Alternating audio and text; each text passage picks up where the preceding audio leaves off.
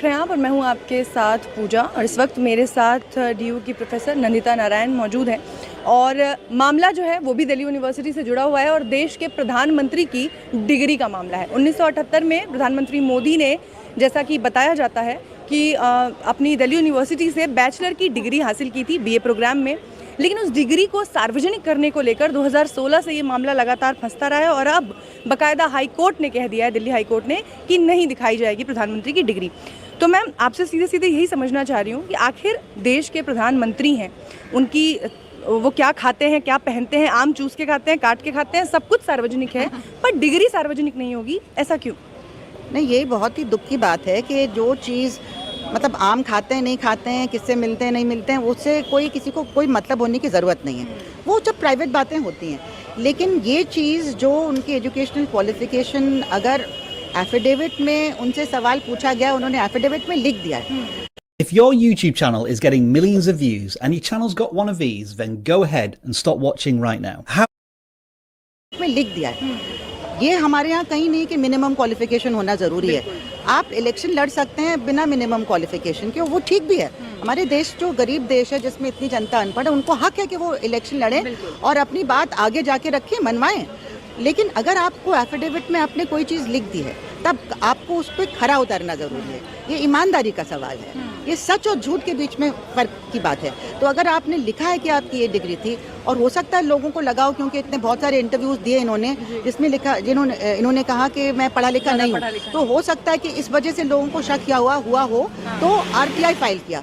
और आप इतना ज़्यादा सालों से चलता जा रहा है। कुछ साल पहले एक प्रेस कॉन्फ्रेंस भी की गई, अमित शाह जी थे और एक डिग्री दिखाई गई। वो डिग्री का फोटो भी हमने सबने देखा, अखबारों में आया। वो डिग्री तो कंप्यूटराइज्ड है और मैं 1979 की ग्रेजुएट हूँ। मुझे मालूम है कि हमारी डिग्री कंप्यूटराइज्ड नहीं होती थी। वो तो बहुत बाद में शुरू हुआ। तो मोदी जी तो आपसे चलते फिरते टकरा जाने चाहिए थे, आपसे 1 साल सीनियर थे। अब कहते बहुत लोग जाते हैं, याद थोड़ी रहता है। तो ये कोई वजह नहीं है कि मैं नहीं मिली। मैं मिली नहीं मिली, कोई तो मिला होगा, कोई तो मिला, दोस्त साथी नहीं, ओपन स्कूल के होंगे अगर तो हमें मुझे मालूम नहीं, लेकिन यूनिवर्सिटी के रिकॉर्ड में तो होगा। तो ये कोई प्राइवेट बात नहीं है। मैं टोटली डिसएग्री करती हूँ रिस्पेक्टफुली हाई कोर्ट से कि ये प्राइवेट बात है। ये प्राइवेट बात नहीं है। प्राइवेट बात और मसले होते हैं। जो चीज़ आप एफिडेविट में लिख रहे हैं वो प्राइवेट कैसी हुई? Affidavit is a public document. All elected representatives have to fill an affidavit. तो उस एफिडेविट में जैसे कि आपने लिखा कि आप शादीशुदा हैं कि नहीं, आप कि एजुकेशन क्वालिफिकेशन क्या है, तो इट्स नॉट इम्पॉर्टेंट आप शादीशुदा हैं या नहीं है, फिर भी आप इलेक्शन लड़ सकते हैं। लेकिन अगर आपने लिख दिया कि आप शादीशुदा नहीं हैं और पता चला कि आप हैं, तो फिर वो आपके खिलाफ जाएगा ना। और इलेक्टेड रिप्रेजेंटेटिव्स के खिलाफ यूज़ भी हुआ है। एक आम आदमी पार्टी के MLA के खिलाफ यूज़ हुआ था कि उन्होंने लिखा था ये डिग्री हमारी डिग्री पता एलिगेशन था कि फर्जी है। तो जब उनके खिलाफ एक्शन हो सकता है, बल्कि उनको तो शायद जेल में डाल दिया था, तोमार या कुछ नाम था उनका। तो अगर इतना खिलाफ उनके एक्शन हो सकता है, तो कम से कम यहाँ बताना तो चाहिए। आप डबल स्टैंडर्ड्स कैसे एम्प्लॉय करेंगे? कानून एक ही है सबके लिए, है ना। और अगर आप जितने आप ऊंचे पोजीशन में हैं, आपको और ज़्यादा स्ट्रिक्टली कानून को फॉलो करना होता है, because you have to be seen to be law abiding.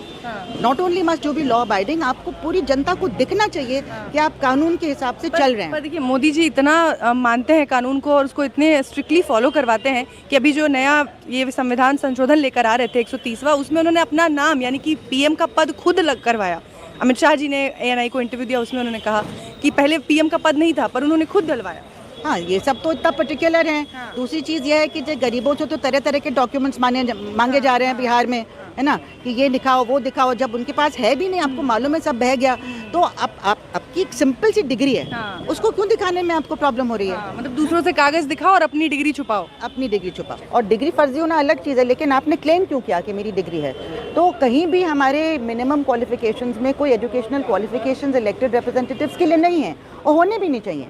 क्यों? हमारे देश में हम लोग सबको पढ़ाई लिखाई हम शिक्षा दे नहीं सकते हैं जब, तो हम उसको मिनिमम क्वालिफिकेशन मांगने के हमें कोई हक नहीं है। बहुत अच्छे लीडर्स हो सकते हैं जो उस तरह से पढ़े लिखे नहीं हैं, लेकिन जब आपने एफिडेविट में लिख दिया कि आप ग्रेजुएट हैं और पोस्ट ग्रेजुएट हैं, जो भी लिखा आपने वहाँ पे, तो आपको उस पर खरा उतरना पड़ेगा। और आप ये नहीं कह सकते कि मैं डिग्री अपनी दिखाऊंगा नहीं, क्योंकि अगर कोई सवाल उठता है तो आपको ट्रांसपेरेंटली अपनी डिग्री प्रोड्यूस करनी चाहिए फॉर स्क्रूटिनी कि ये सही है कि नहीं। क्योंकि अगर कानून है ये, तो वो कानून सबके लिए बराबर है।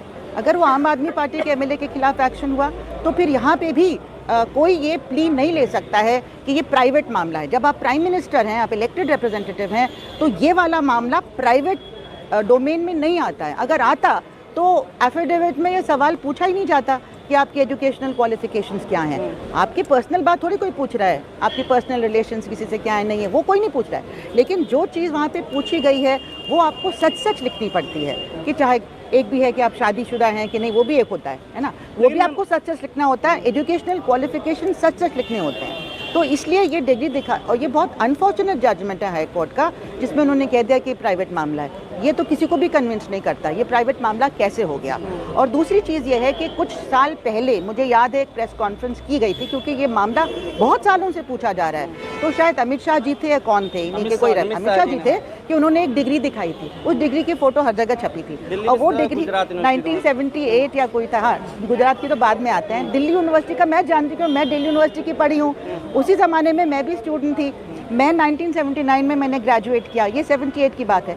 उस ज़माने में कोई कंप्यूटराइज डिग्री नहीं होती थी, और जो सबूत दिया गया था प्रेस कॉन्फ्रेंस में, जहाँ तक मुझे याद है, वो कंप्यूटराइज डिग्री था। तो और कंप्यूटराइज मार्कशीट थी, सब हाथ से लिखा जाता था उस ज़माने में। तो ये अपने आप में एक बहुत सीरियस मामला है कि आप क्या ज्यादातर वर्किंग प्रोफेशनल्स को मेरी ये बात अच्छी नहीं लगेगी, क्योंकि गूगल शीट इस दुनिया का सबसे वर्स्ट टूल है जिसको आप यूज करते हो। माइक्रोसॉफ्ट एक्सेल के 20 to 25% फॉर्मूलाज और फीचर्स तो गूगल शीट में है ही नहीं। अब तो मैं आपको एक गुड न्यूज सुना देता हूं। आपको ऑलरेडी पता होगा कि माइक्रोसॉफ्ट ने चैट जीपीटी को परचेज कर लिया है, जिसकी वजह से आज माइक्रोसॉफ्ट एक्सेल बहुत ही पावरफुल टूल हो गया है। एआई और चैट जीपीटी कुछ इस तरीके से इंटीग्रेट हो चुका है, और माइक्रोसॉफ्ट एक्सेल ऐसा क्या मिस्टेक्स बताई गई थी ना, मिस्टेक्स वो सब ग्रामेटिकली भी था। लेकिन वो दिल्ली यूनिवर्सिटी की जो डिग्री थी वो तो कंप्यूटराइज थी नहीं उस जमाने में, तो कहाँ से आपने कंप्यूटराइज डिग्री दिखाई। और गुजरात वाला तो एंटायर पॉलिटिकल साइंस में तो कोई सब्जेक्ट ही नहीं है ऐसा गुजरात यूनिवर्सिटी में, तो आपने कैसे उसमें एमए का क्लेम किया। तो इन चीज़ों से बहुत मतलब दुख होता है। अनफॉर्चुनेट बात है कि हमारे प्राइम मिनिस्टर जो हमारे देश के लीडर हैं, तो उनके बारे में जब इस तरह के सवाल चल रहे हैं तो उनको क्लियर कर देना चाहिए। एक छोटे से गरीब आदमी से तो आप तरह तरह के डॉक्यूमेंट्स मांग रहे हैं, 11 में से आप इतने दिखा दो, है ना। जिसके पास कुछ नहीं है उसका आप आधार कार्ड नहीं मानने को तैयार थे, उसका अब तो सुप्रीम कोर्ट ने थोड़ी रिलीफ दी है, लेकिन पहले तो आप मानने को तैयार नहीं, उसका लेबर कार्ड मानने को तैयार नहीं। मतलब हम नहीं मानेंगे जो आपके पास है, आप वो 10वीं का सर्टिफिकेट लाओ जो आपको बर्थ बताता है, बर्थ सर्टिफिकेट उसमें। तो इस तरह की चीज़ जो है कि आप और लोगों से क्या क्या मांग रहे हैं, गरीबों से जिनके बाढ़ में सब कुछ उड़ गया, जिनके पास खाने को भी नहीं है, और खुद जो प्राइम मिनिस्टर हैं वो अपनी डिग्री दिखाने के लिए तैयार नहीं है। तो बहुत दुख की बात है। मैम कागज नहीं दिखाएंगे वो तो इसके लिए कोई योग्यता थोड़ी ना है प्रधानमंत्री बनने के लिए, ये कहा जा रहा है ना प्रधानमंत्री। अगर पढ़े लिखे नहीं है तो मुझे कोई एतराज़ नहीं है, बहुत अच्छे लीडर होते हैं जो पढ़े लिखे नहीं है। लेकिन और उन्होंने कई इंटरव्यूज़ में शायद कहा भी है कि मैं तो पढ़ा लिखा नहीं हूँ, उसको छोड़ दीजिए। लेकिन अगर आपने लिखा है कि आपको ये डिग्री आपने की है, तो वो ये ईमानदारी का सवाल है, ये सच और झूठ की बात है। ये पढ़े लिखे होने की या नहीं होने की बात नहीं है, सच और झूठ की बात है। आप एफिडेविट में झूठ नहीं बोल सकते, वो गुनाह है, दैट इज़ एन ऑफेंस। तो इसलिए ये बहुत ज़रूरी है कि इस चीज़ का सबूत, अब आपने लिखा है कि आप ग्रेजुएट हैं या पोस्ट ग्रेजुएट हैं, तो उसका सबूत देने के लिए आपको तैयार होना चाहिए। सुप्रीम कोर्ट भी एक बचा हुआ है, क्या आप सुप्रीम कोर्ट भी लोग जाएंगे इसको लेकर के? मुझे मालूम नहीं, क्योंकि मैं इनको जो लोग गए हैं उनको मैं नहीं जानती हूँ। हाँ। तो जाएंगे कि नहीं जाएंगे, जाना चाहिए। लेकिन अगर कोर्ट्स में इस तरह से कोर्ट का इस तरीके का अगर कुछ हुआ है कि रोक लगाई है, तो उसको लोग विवाद का विषय तो बना रहे हैं ना कि ऐसे कैसे लगा दी। मुझे लगता है कि जिन्होंने अभी तक यहाँ तक फॉलो किया है इसको, तो वो जाएंगे ही जाएंगे। मुझे तो लगता है कि जाएंगे। लेकिन एक पब्लिक भी एक ओपिनियन होना चाहिए कि आपको क्या प्रॉब्लम है दिखाने में, इसमें क्या प्राइवेट चीज़ जो बाहर आ रही है। हम तो नहीं कोई आपके पर्सनल रिलेशंस के बारे में कुछ भी बात कर रहे हैं, है ना। क्या वजह हो सकती है? एक पब्लिक आपका जो एक एफिडेविट में जो आपने लिखा है उसी का सबूत हमें चाहिए। एफिडेविट में जो लिखा है वो प्राइवेट थोड़ी हो सकता है। नहीं मैम, क्या वजह हो सकती है जिसके पीछे इतना सारा जो है इशू बना है डिग्री? वजह ये है कि हो सकता है कि डिग्री नहीं है तो कैसे दिखाएंगे, यही वजह हो सकती है ना, और क्या वजह हो सकती है। लेकिन ये जो आम जन का विषय आपने कहा कि प्राइवेट विषय बता करके किया गया है, तो सूचना का अधिकार भी कहीं ना कहीं अब इस पे दबाव बन गया है। सूचना का अधिकार भी कॉम्प्रोमाइज हो गया है। आरटीआई के ऊपर तो बहुत ज़्यादा अटैक हो रहा है। आरटीआई कानून उनको पसंद नहीं है, तो ये उसी दौर में जिसमें बहुत सारी चीज़ों पर अटैक हो रहा है, या आरटीआई कानून के पब्लिक का राइट टू नो, है ना।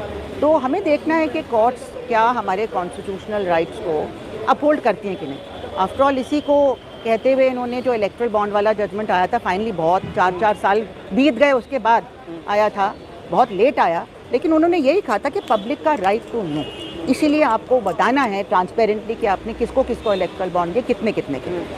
एक मूल तो अधिकार वही है। वही प्रिंसिपल है ना। इस मामले में सॉलिसिटर जनरल ने बोला कि आपकी जिज्ञासा महज राइट टू इन्फॉर्मेशन का सोर्स नहीं हो सकती। तो जिज्ञासा की बात नहीं है, एक पब्लिक फिगर है, पब्लिक फिगर ने एफिडेविट में कुछ लिखा है, पब्लिक फिगर ने एफिडेविट में कुछ लिखा है, तो हर नागरिक का ये हक है कि इनको पता चले कि वो जो एफिडेविट में लिखा है वो सही है कि नहीं। ये सिर्फ जिज्ञासा की बात नहीं है, कोई कहानियाँ हम नहीं गढ़ रहे हैं। यहाँ पे एक जो इन्फॉर्मेशन एफिडेविट में लिखी जाती है वो ऑब्वियसली ज़रूरी समझी जाती है, नहीं तो मांगी क्यों जाती है। या तो आप एफिडेविट के जो पॉइंट्स हैं वो प्रिंटेड होते हैं ना, कि ये बताओ ये बताओ ये बताओ, अपना मैरिटल स्टेटस बताओ, अपना एजुकेशनल क्वालिफिकेशन बताओ, क्यों मांगा जाता। अगर मैं अपने, जैसे मैं अगर टीचर हूँ, मुझे भी शुरू में जब अपना एप्लीकेशन देना था तो मुझे ये सारी बातें बतानी थी कि मेरे एजुकेशनल क्वालिफिकेशन क्या है, मेरा ये क्या है, वो क्या है, और अगर बाद में वो गलत पाया जाएगा तो मेरी तो नौकरी तुरंत ख़त्म कर दी जाएगी। आप झूठ नहीं बोल सकते ना। तो ये बहुत ज़रूरी बात है कि हमें पता चले कि इसकी सच्चाई क्या है और उसमें डिग्री दिखाने में क्या प्रॉब्लम है। अगर डिग्री है तो दिखा दो। इससे एक कैंपेन भी चलाया जा सकता है, डिग्री दिखाओ कैंपेन। क्या आप लोग सोच रहे हैं इस विषय के बारे में? नहीं, मैं, हमारे पास तो बहुत ज़्यादा और प्रॉब्लम चल रहे हैं, हमारी यूनिवर्सिटी बर्बाद हो रही है भाई, तो हम उसको बचाने में लगे हैं। हमारी वो सबके लिए इम्पोर्टेंट है क्योंकि सारे लोगों को पढ़ना ही है ना। आपकी पढ़ाई ख़त्म हो जाएगी तो बच्चे फिर सवाल कैसे पूछेंगे? आप भी नहीं सवाल पूछ पाओगे अगर आप इतना पढ़े नहीं होते जितना आपको एजुकेशन मिला है, तभी तो आप जर्नलिस्ट बने। तो पूरा देश अफेक्ट होगा जब पढ़ाई खत्म हो जाएगी। हम लोग उसको बचाने में लगे हुए हैं। जर्नलिस्ट का हाल देखिए, अभिसार शर्मा पर राजद्रोह का केस हो गया बहुत है। बुरा हाल। क्या लग रहा है, प्रेस की स्वतंत्रता बाधित हो जाएगी? प्रेस की स्वतंत्रता ऑलरेडी हमारी शायद 131 या कुछ बहुत ही लो है दुनिया के इंडेक्स में, और ज़्यादा गिरती चली जा रही है। तो हम किस चीज़ में विश्व गुरु बन रहे हैं? हम लोगों के डेमोक्रेटिक राइट्स को ख़त्म करने में विश्व गुरु बन रहे हैं। ये प्रॉब्लम। मैम, क्या लग रहा है अभिसार शर्मा पर क्यों एक्शन हुआ? क्योंकि वो कह रहे हैं कि सांप्रदायिक सवाल पे मतलब आरोप लगा रहे थे, सांप्रदायिक जो है राजनीति है आप उनका। सांप्रदायिकता आप फैलाएं हर जगह खड़े होके छतों से कि मुसलमान ऐसे हैं, मौलाना ऐसे हैं, वो एम वर्ड ऐसा है, वो सांप्रदायिक नहीं है। लेकिन अगर आप कहें कि आप सांप्रदायिक बात मत करो तो वो सांप्रदायिक हो गया। ये तो ये कहते हैं ना, जैसे कि कास्ट को लेके अगर आप कास्टिस्ट बात करेंगे तब आपको कोई नहीं कहेगा कि आप कास्टिस्ट हैं। लेकिन अगर आप कहेंगे कि आपने कास्टिस्ट बात क्यों की तो आपसे कह दिया कि आप कास्टिज्म फैला रहे हैं। मतलब जो हम लोग जिस चीज़ के खिलाफ लड़ रहे हैं, जो मुद्दा बना रहे हैं कि आप ये सांप्रदायिकता मत फैलाइए, तो हम थोड़ी सांप्रदायिक है। सांप्रदायिक वो हैं जो फैला रहे हैं। और अभिसार शर्मा ने ऐसा कहीं भी कुछ नहीं कहा। ये इंडिपेंडेंट जर्नलिज्म के ऊपर अटैक है। राम राज्य का मजाक बनाया उन्होंने, ऐसा भी कहा जा रहा है। नहीं, मुझे नहीं लगता वो कभी ऐसा करेंगे। राम राज्य का मजाक क्या है? अगर वो लोग कहते हैं कि राम राज्य चल रहा है तो वो पॉइंट आउट करेंगे कि राम राज्य नहीं चल रहा है। राम राज्य में ऐसा नहीं होता था। राम राज्य में सारी जनता को बहुत इंपॉर्टेंस दी जाती थी, धोबी को भी इंपॉर्टेंस दी गई थी।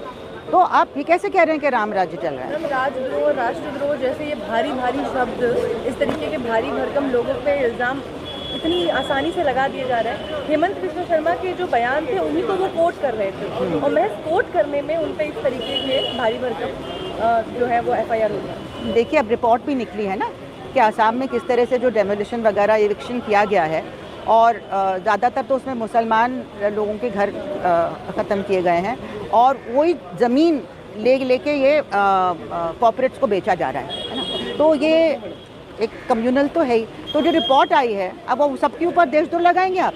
भाई, लोग सच बोलेंगे कि नहीं बोलेंगे? तो आप सच को दबाने के लिए ये सब काम कर रहे हैं।